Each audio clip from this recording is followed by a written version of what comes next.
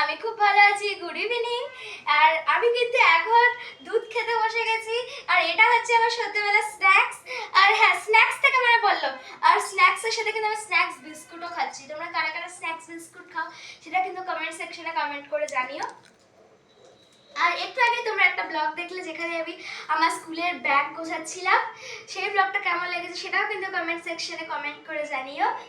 আমার মা কিন্তু আমাকে দুধটা সার্ভ করে দিল, আর দুধটা ভীষণই গরম। আর আমার মা দুধ দারুণ বানায়, দারুণ। এবার তোমরা ভাববে যে মার সবাই তো দুধ ভালো বানায়, দুধের মধ্যে এমন কি আছে, কিন্তু না, এই দুধটা আমার মা একটু স্পেশালি বানিয়ে দেয় আমার জন্য। তো আমি একটু জাস্ট তোমাদের টেস্ট করে বলি। দারুণ গাইস, দারুণ। আর এটা দিয়ে কিন্তু আবার কেউ উল্টো পাল্টা কমেন্ট করবে না। তো এখন যদি এইটুকুই, দেখো যে পরের ব্লগে। তোমরা কিন্তু আমার চ্যানেলটাকে লাইক, কমেন্ট